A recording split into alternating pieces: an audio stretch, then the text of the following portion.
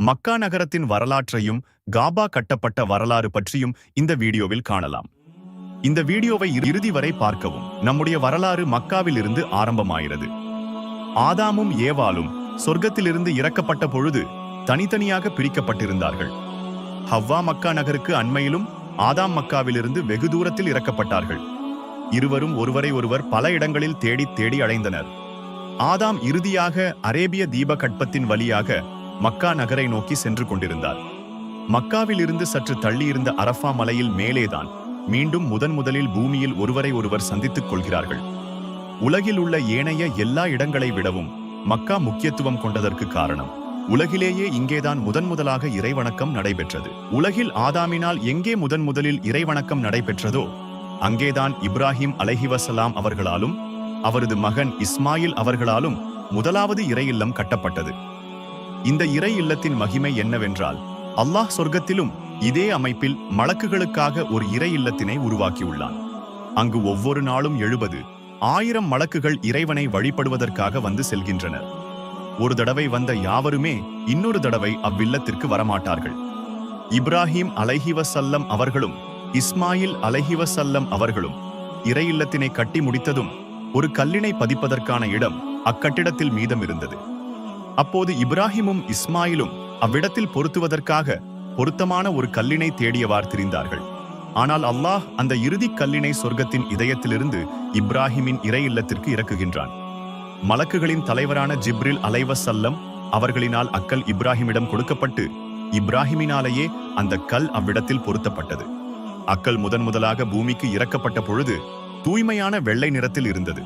ஆனால் உலகத்தில் பாவமான காரியங்கள் அதிகரிக்க அந்த கல்லினுடைய நிறம் மங்களடைந்து இறுதியில் கருமை நிறமாக மாற்றமடைந்தது. மக்காவின் மனிதர்களின் எண்ணிக்கை அதிகரிக்க இறை இல்லத்தை சூழ பல கட்டிடங்கள் உருவாகி ஓரிரை கொள்கையினை பின்பற்றும் சமூகம் மென்மேலும் வளர்ச்சி அடைய ஆரம்பிக்கின்றது.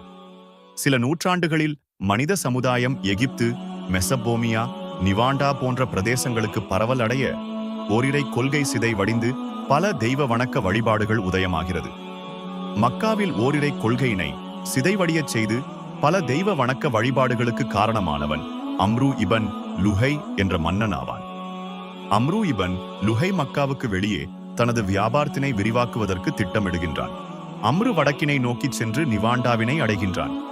அங்கு அவன் புதிய கட்டிடக்கலையினையும் புதிய இலக்கிய துறையினையும் பல தெய்வ வணக்க வழிபாடுகளையும் முதலாக பார்க்கின்றான். இவற்றைக் கண்டு வியப்படைந்த அம்ரு மக்காவிற்கு திரும்புவதற்கு முன் அங்கிருந்து ஒரு சிலையினை தன்னுடன் கொண்டு செல்ல அனுமதி கேட்கின்றான். மக்கள் அனுமதி அளிக்கவே அம்ரு ஏனைய வியாபார பொருட்களுடன் ஒரு சிலையினையும் ஒட்டகத்தின் மேல் வைத்துக் கொண்டு வருகின்றான்.